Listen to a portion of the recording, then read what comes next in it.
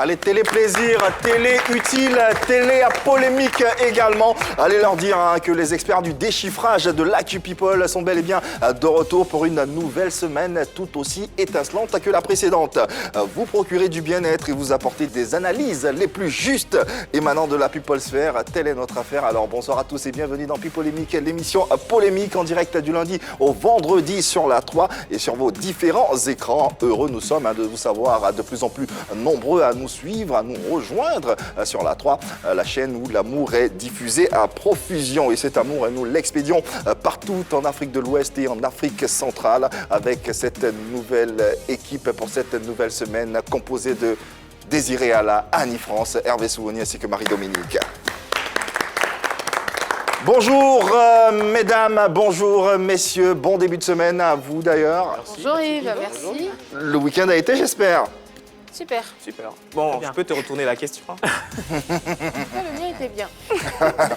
Si les batteries sont rechargées, c'est le plus important pour cette nouvelle semaine qu'on a à offrir à nos téléspectateurs qui, comme je l'ai dit, sont de plus en plus nombreux à nous suivre. Et cette émission, elle démarre, comme vous le savez, comme d'ordinaire, avec les mesures barrières concernant la Covid-19. Qu'est-ce qu'il faut faire? Bien sûr, il faut se laver régulièrement les mains avec de l'eau et du savon ou utiliser du gel hydroalcoolique. Frottez très bien. D'accord, Annie? Bien sûr, Désiré. Toussez et éternuez dans un mouchoir que vous jetez immédiatement dans une poubelle. Vous n'avez pas de mouchoir, c'est pas grave. Toussez dans le pli du coude, c'est important. Il ne faut pas oublier de respecter le mètre de distanciation physique entre vous et tout interlocuteur. Si vous faites ça, vous vous protégez vous, mais aussi les autres. Enfin, le numéro 119 vous apportera beaucoup plus de précisions concernant cette pandémie. Revenons à l'émission polémique. Cette émission, vous pourrez la suivre sur nos différents numéros 203 Bouquet Canal+, pour tous de l'Afrique de l'Ouest et de l'Afrique centrale. 740 en ce qui concerne le bouquet Star Times, ainsi que le numéro 3 de la TNT. En direct également, nous sommes, comme vous pouvez le constater, tous les jours sur la page Facebook de la 3. N'hésitez pas, vos commentaires nous intéressent. Il faut juste intégrer le hashtag PPLK. Également, si vous ne pouvez pas nous suivre en direct, vous pourrez vous mettre à jour à travers les différents replays disponibles sur la page YouTube de la 3. Et enfin, l'application RTI Mobile disponible et téléchargeable sur Play Store et App Store. Le sommaire de ce lundi. Au cœur des débats aujourd'hui dans PPLK, deux sujets qui sauront retenir votre attention sur un fond d'humour à l'ivoirienne. Départ pour l'international. Nous irons retrouver des célébrités qui se battent pour une cause, laquelle ne bougez pas. Ils sont disponibles et font preuve d'abnégation. Eux, ce sont les choristes. Aujourd'hui, Pipolémique s'intéresse à ce métier presque invisible. De ce lundi vous offre deux beaux sujets. Le premier, libellé comme tel, suite au décès de George Floyd, Omar Sy, la star française, lance une pétition et s'engage aux côtés de Beyoncé et Kim Kardashian. Ensuite, nous braquons nos projecteurs sur les choristes, hommes et femmes de la musique ivoirienne, avec pour inviter un nom bien connu de cette corporation. Il s'agit bien sûr de Guy Armand. Allez, on vient à présent à nos sujets et d'ailleurs le premier qui s'intéresse au décès de l'Américain George Floyd. Pour ce faire, Omar Sy, la star française, lance une pétition et s'engage aux côtés de stars telles que Beyoncé, Kim Kardashian. On le saura juste après cet élément. La mort de George Floyd, cet Américain tué par un policier, a suscité une vague d'émotions dans le monde entier. Des célébrités françaises et américaines sont montées au créneau pour se faire entendre. Leurs voix feront-elles écho? On en parle dans quelques instants. Allez, on rappelle que si les sujets vous intéressent, vous pouvez y participer. Vous nous faites parvenir votre numéro de téléphone sur le profil Facebook comme tous les jours. Et puis, vous pourrez être en direct avec nous. Allez, Omar Sy lance une pétition pour lutter contre les violences policières en France. Réveillons-nous. C'est par ces mots publiés en exclusivité dans l'Obs que l'acteur Omar Sy a débuté sa lettre en appelant les Français à lutter contre les violences policières. Après la mort de George Floyd aux États-Unis et la manifestation qui a rassemblé plus de 20 000 personnes à Paris pour établir la vérité sur la mort d'Adama Traoré. Omar Sy espère pouvoir ouvrir le débat en France. Il écrit en substance: George Floyd et Adama Traoré avaient des points communs. Ils étaient tous de noirs, de grande carrure. Leurs vies ont basculé dans l'horreur en seulement quelques heures, pour rien. Je mesure 1,92 m, je suis noir, je leur ressemble. est-ce qu'il peut m'arriver la même chose qu'à eux demain? Est-ce que cela risque d'arriver à mes enfants, à vos enfants? Ils se posent la question et nous également, nous nous posons la question sur ce plateau. Alors, est-ce que l'acteur a des chances d'être entendu? Ah oui, moi je pense qu'il a de très fortes chances d'être entendu. Omar Sy, c'est quand même pas de la petite bière comme on dit, c'est quelqu'un de très important. C'est pas de la petite bière. C'est pas de la petite bière. J'aime l'expression. C'est l'une des personnalités préférées des Français. Il a gagné un César en 2012. Il poursuit sa carrière à Hollywood, chose que il n'y a pas beaucoup de Français qui arrivent à réaliser ça. Hein. Donc c'est quelqu'un qui est célèbre, qui est connu, qu'on écoute et qu'on entend. De plus, c'est un combat qui est noble. Il se bat pour le respect des droits, le respect de la vie des Noirs par les policiers. Il veut que, comme tu l'as dit, qu'on trouve une solution pour lutter contre les violences policières. Et c'est un combat qui intéresse pas mal de personnes. C'est un combat qui est important pour pas mal de personnes. Et je pense qu'il est déjà en train d'être entendu, puisque depuis le 4 où la pétition a été lancée, elle a récolté des milliers et des milliers de signatures. Et toutes les heures, il y a des signatures. Ce qui est intéressant, c'est que il y a des célébrités qui appellent aussi les Français à signer cette pétition. On a eu Joe Star, on a Jérémy Ferrari, Nagui et pas mal de personnes. Donc je pense que oui, le message va être entendu. Il est déjà en train d'être entendu et ça va aller plus loin que ça, je pense. C'est une révolte qui ne date pas d'aujourd'hui, hein, de Martin Luther King en passant par Rosa Parks. Tous se sont manifestés, mais pour autant, rien n'a changé en vrai. Moi, je me dis que c'est juste comment je vais dire ça, une goutte d'eau dans la mer, en fait. On prêche dans le désert. Ça fait très longtemps, comme tu l'as dit, Yves, que des célébrités sont montées au créneau pour décrier les actes raciaux qu'on a pu voir ici et là. C'est très bien. C'est bien de lancer une pétition, c'est bien de manifester, c'est très bien. Mais je suis pessimiste, je suis désolée de l'être parce que pour moi, ça n'ira pas plus loin que cela. Alors, voir des célébrités qui lancent des pétitions, signer des pétitions qui sont à 20 000, tu l'as dit? Voilà, des milliers, voilà, donc des pétitions qui ont des signatures qui sont quand même considérables, mais je pense qu'on sera toujours sur le même point de départ, rien ne va avancer. Dans le cas de la France, on parle quand même d'un pays qui a eu près de 2 siècles d'esclavagisme, de traite raciale, et je pense qu'on est encore, c'est malheureux de le dire, mais on est encore dans cette espèce d'environnement où ça continue. Ça continue, voilà, on ne sait plus qui fait quoi. Il a pris le cas d'Adama Traoré. Alors, Adama Traoré, il a fallu que Assa Traoré, sa sœur, monte au créneau pour que les chefs d'inculpation soient reconsidérés. Parce qu'au départ, rien n'a été dit, rien n'a été fait. Et puis, l'affaire durait, l'affaire traînait depuis le 19 juillet 2016. Et aujourd'hui, grâce aux manifestations et tout ça, c'est en train de changer. Mais au-delà de ce fait-là, il y a eu aussi d'autres cas, d'autres bavures policières envers des personnes noires.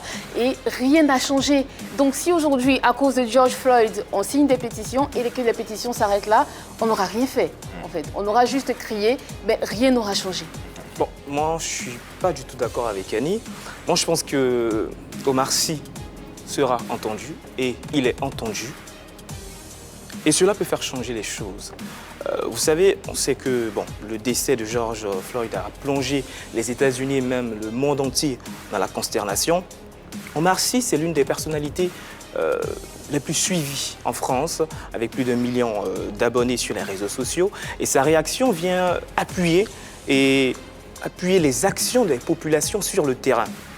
Pas plus tard que la semaine dernière, plus de 20 000 personnes sont sorties à Paris dans le but de rendre hommage à toutes ces personnes victimes de violences policières. C'était l'initiative des proches d'Adama Traoré, avec plusieurs messages importants comme sans justice, pas de paix. Il y avait aussi d'autres messages comme je n'arrive plus à respirer. Il y avait dans la foule des Noirs et aussi des Blancs, côte à côte. Et il y avait aussi des célébrités comme la comédienne Aïssa Maïga.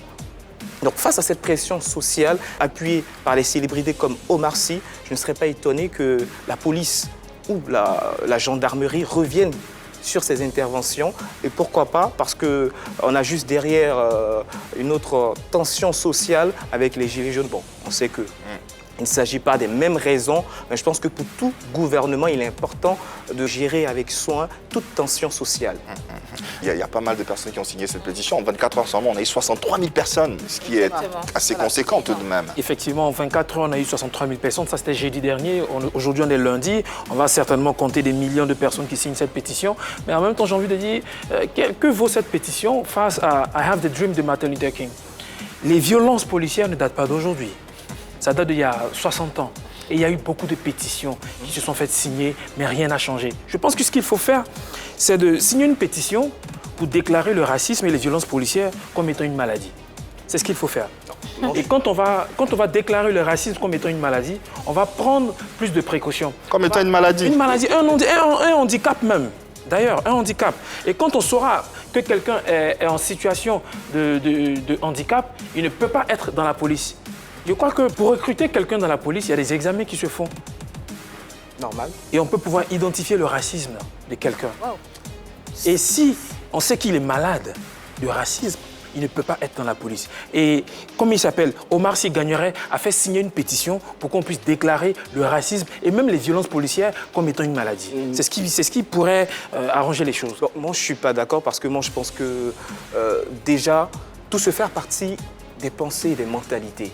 Je pense que déjà, le travail qui est fait, c'est déjà important. Le plus important, c'est d'abord de dénoncer. Et après avoir dénoncé, je pense que les actions suivront. On dénonce depuis 1960. Voilà, mais Il faut continuer. Il y a une loi en même temps qui existe en France, la loi 90-615 du 13 juillet 1990. Justement, cette loi-là a été créée pour dénoncer et décrier les actes de racisme et d'antisémitisme. Donc, si depuis 1990 à 2020, on constate toujours les actes des actes raciaux envers d'autres personnes, c'est parce que quelque part, rien n'a changé et je ne pense pas que quelque chose puisse changer. On a tous vu l'affaire en 2005 des Ziad et Bouna qui sont morts, qui voulaient échapper à un simple contrôle policier et qui se sont réfugiés sur un site EDF et qui sont morts électrocutés. Et tout le monde, toute la France était consternée justement face à cet acte-là. Si aujourd'hui, Omar Sy se lève, Marido, et qu'il décide de faire une pétition, j'ai peur que sa pétition reste sans suite. Bah non, elle ne va pas rester sans suite. Quand je vous entends dire que depuis 1960, rien n'a changé, c'est énorme. En 1960, les gens n'avaient pratiquement pas le droit de manifester. En 1960... Mais ils manifestaient tout de même. Ils manifestaient, mais ce n'est pas la même chose. Aujourd'hui, les manifestations ont pris de l'ampleur. Les mouvements des droits civiques ont atteint un certain pic. Ce n'est pas la même chose. C'est parce qu'on a dénoncé des faits qu'aujourd'hui on a plus de droits. C'est parce qu'on a dénoncé certaines choses qu'aujourd'hui il y a des peines qui sont revues. Aujourd'hui, grâce à la manifestation après le décès de George Floyd, même l'infraction qui a été commise par ce policier-là a été requalifiée. Quand on parlait d'homicide involontaire, aujourd'hui, on parle de meurtre aggravé au 3e degré. C'est justement parce qu'il y a eu des manifestations, parce qu'il y a eu des pétitions, parce que des voix importantes se sont levées et que tout le monde a réalisé que finalement, il y a quelque chose de très grave qui est en train de se passer. C'est vrai qu'aux États-Unis, le débat est ouvert depuis des années et qu'en 2014, on a quand même eu Michael Brown, on a eu Eric Garner et aujourd'hui George. Mais il faut être réaliste, il faut être sincère, les choses changent, on a de plus en plus la parole, les Noirs sont de plus en plus considérés et si on se tait, ça ne pourra pas changer. C'est pour ça que Omar Sy nous dit qu'il ne faut plus jamais se taire. Il faut parler, il faut dénoncer. Et tant qu'on dénonce, les choses changent peu à peu. Mais je pense qu'il faut être tous ensemble pour que ça change totalement. J'ai envie de dire 60 ans de dénonciation, mais pour autant, ça continue, hein, ces pratiques, ces bavures, ce racisme. De quelle façon doit-on manifester ou de quelle façon on doit s'exprimer? Il faut le faire de façon pacifique. Il faut chercher. Est-ce qu'il se fait? Non, mais ce n'est pas tout ce qui se fait. Aujourd'hui, aux États-Unis, on a bien vu que Donald Trump est en train de prendre des mesures contre les manifestations parce qu'il y a des casses et tout ça. Il y a eu des débordements. Voilà, il y a eu des débordements. Donc, il faut rester dans une certaine ligne. Il faut savoir ce qu'on veut. Et il faut utiliser les meilleures méthodes sans débordement. Mais il faut continuer, il ne faut pas s'arrêter. Le peuple noir est oppressé depuis très très longtemps. On a parlé de colonisation. La France est un pays colonisateur, mais aujourd'hui, il y a des Noirs en France qui travaillent, il y a des Noirs en France qui sont français, il y a des Noirs qui ont une vie paisible. Donc, il y a eu une certaine évolution qu'on ne peut pas nier. Mais ça a été fait justement parce qu'on a lutté. Et la lutte ne va pas s'arrêter là parce qu'on n'a pas encore gagné tout ce qu'on mérite en tant que personne. Rapidement, Annie, s'il te plaît. Rapidement, en même temps, oui, c'est vrai qu'il y a une légère, moi j'appelle ça une légère amélioration, mais en même temps, il y a toujours des actes qui continuent. Ce sont des actes presque invisibles. Et bien sûr, c'est pour ça qu'il faut continuer. Et pourquoi invisible? Presque invisible parce qu'on ne voit pas forcément ou on n'en parle pas. Tu vois ce que je veux dire? Tu peux pas dire qu'on n'en parle pas alors qu'on signe. Alors, tu es victime, et qu'il y a des milliers de personnes qui sont en train de les signer. Tu peux être victime de racisme et te dire, mais c'est pas grave, c'est des choses qui arrivent tout le temps. C'est des choses qui arrivent tout le temps, donc je le prends sur moi et j'essaie de ne pas trop en parler parce que de toute façon, ça ne va rien changer. Moi, je pense que c'est dans ce cas-là que cette pétition n'ira pas loin parce qu'on se dira, de toutes les façons, ça fait des années, ça fait longtemps qu'on dénonce des actes, ça fait très longtemps qu'on vit aussi de façon opprimée, oppressée et on en parle, mais rien ne change. Qu'est-ce qui va changer? Il faut que le Messie vienne, il faut qu'on déclare cela comme une maladie ou un handicap. Qu'est-ce qu'il faut faire? Les pétitions ne suffisent pas. Et il faut faire quoi alors? Il faut voter des lois sévères. Je pense qu'il faut être encore plus sévère envers les policiers, envers les forces de l'ordre. Je pense que... Il n'y a pas que dans cette corporation. Il n'y a pas que dans cette corporation, dans toutes les corporations. Mais là, dans le cas de Floyd, c'était plutôt des policiers. Et je pense que Hollande, à l'époque, avait demandé de dénoncer les contrôles aux faciès. Donc, on ne devait plus faire ça. Ce n'est pas parce que tu es noir qu'on te contrôle ou arabe et tout ça. C'est parce que, justement, tu es en situation illégale. Et ça, justement, il faut le dénoncer. Il y en a qui ne le font pas. Allez, le débat se poursuit ici en plateau. On espère également chez vous, à la maison. Le temps pour nous de vous rappeler les prochaines pages à feuilleter. Dans la deuxième partie, on va s'intéresser aux choristes, hommes et femmes de la musique ivoirienne. Être choriste, un tremplin ou non? Un choriste peut-il vivre de son activité sans pour autant devenir chanteur principal? Nous en parlons dans quelques instants avec comme invité Monsieur Guy Armand. Allez, pour l'instant, le décryptage du second axe de notre premier sujet concernant cette pétition lancée par la star française Omar Sy. Alors, essayons d'avoir une déclinaison sous nos tropiques. Que pensez-vous du silence des célébrités africaines? Alors, le silence des... C'est une autre réalité. Des célébrités africaines, bon, on ne peut pas dire qu'elles sont silencieuses, nos célébrités. C'est vrai que... il n'y en a pas beaucoup. Il n'y en a pas beaucoup qui se sont prononcés, mais il y en a eu quand même. Bon, je me dis qu'en Afrique, on a nos réalités. On a nos réalités, mais ça ne veut pas dire non plus que les célébrités n'ont rien à faire de ce qui se passe. En Afrique, on n'est pas assez confronté au racisme? Si, mais je veux dire, ce n'est pas la même ampleur. Ce n'est pas la même chose. Les célébrités regardent ce qui se passe, mais de loin. De loin. Elles sont choquées, elles sont désolées, mais ici, en ce moment, on a nos réalités, comme je le disais, on a nos problèmes. Et elles sont occupées peut-être en ce moment à lutter contre le coronavirus qui sévit en ce moment, qui est en train de décimer le peuple africain, qui n'a pas beaucoup de moyens. Il sévit plus ailleurs qu'ici. Oui, justement, c'est parce que les célébrités luttent que... Je ne suis pas d'accord. Bah si, mais attends, les célébrités... à leur niveau, justement, pour ne pas que ça prenne de l'ampleur. Il n'y a pas que le coronavirus, il y a les difficultés financières, il y a les difficultés des ménages à acheter des médicaments, à se soigner, il y a la famine, il y a la guerre. Donc les célébrités ont fort à faire en Afrique pour les problèmes qui touchent les populations africaines. Donc on ne va pas dire que... on ne va pas se plaindre du fait qu'elle n'en parle pas beaucoup, qu'elle ne parle pas beaucoup de ce qui se passe aux États-Unis. Parce que c'est loin de... C'est pas une plainte, c'est plus un constat. C'est ça. J'ai entendu dans te dire, c'est loin de chez nous, on a nos réalités. Moi, je vais plutôt me focaliser sur les célébrités ivoiriennes. D'accord. Qui ont tous, à un moment donné, été Charlie Hebdo. Oui. Charlie Hebdo, c'est pas Macori. C'est loin de chez nous, c'est en France. Mais ils ont tous été Charlie Hebdo. Je suis Charlie, je suis Charlie, je suis Charlie. On vous attend. Vous êtes Georges quand? C'est le moment. On parle de coronavirus, on ne dira pas que c'est parce que le coronavirus est sur nos tropiques. Moi, je pense que c'est parce qu'en chantant pour le coronavirus, tu peux faire des campagnes, des tournées, et on peut t'inscrire dans... Oui, je pense, c'est ce que je pense. Donc on doit chanter pour George Floyd. On doit faire des actions. Tu sais, aux États-Unis, il fallait juste poster une page noire. Et toutes les célébrités l'ont fait. D'accord. Mais ici, juste une page noire. C'est difficile, ça. Alors, je t'explique. Tu l'as fait, toi? Je ne suis pas d'accord. Oui. Je ne suis pas d'accord avec Hervé. Hervé, dis-moi, qu'est-ce qu'elles ont gagné, ces célébrités ivoiriennes? Ça permet... Ah tiens, c'est un artiste ivoirien, il est Charlie Hebdo. Ah mais c'est bien. Qu'est-ce qu'il joue comme musique? Qu'est-ce qu'il fait comme musique? Tu gagnes cette sympathie-là? Moi, je suis désolé parce que, en fait, c'est vraiment quelque chose de difficile. Le fait d'être sincère pour une célébrité, c'est vraiment quelque chose de difficile parce que on confond tout. On se dit que tout est relatif à de l'opportunisme. Moi, je me souviens de l'histoire du petit Booba. J'ai vu des personnes sincères. J'ai vu DJ Kedjeva, j'ai vu MC1, j'ai même vu Ariel Cheney, des personnes qui étaient véritablement sincères, qui sont venues auprès de la famille du petit Booba. Et j'ai vu un petit peu de la sincérité. Donc tout n'est pas forcément de l'opportunisme, pour de l'argent, pour avoir du capital sympathie. Il y a parfois aussi de la sincérité. Alors comment toi tu juges cette sincérité? Comment tu le... Je juge cette sincérité. Je prends le cas d'Ariel Cheney.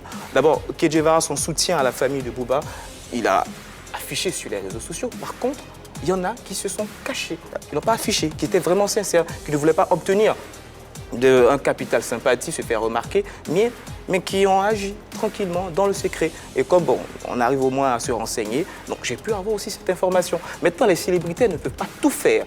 Toujours sous notre tropique, mais un petit peu loin en Afrique, on parle de violence policière et de racisme.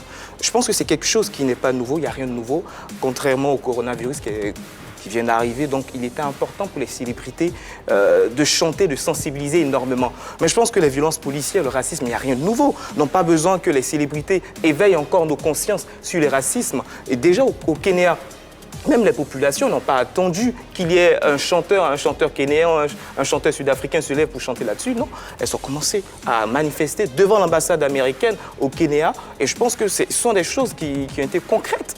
Moi, J'entends ça avec un peu d'ironie, tu vois. Il dit le coronavirus c'est nouveau, donc ça marche plus. Les violences policières, c'est un peu comme ça que moi je peux entendre. C'est un peu comme ça que moi je peux entendre. Et puis c'est comme ça que je comprends le geste de ces célébrités-là qui ne bougent pas. C'est pas ce qu'il a dit. Hein. Non, moi je pense que c'est comme ça que ces célébrités-là fonctionnent. Alors moi ce que j'ai envie de dire, c'est que les célébrités trient les causes.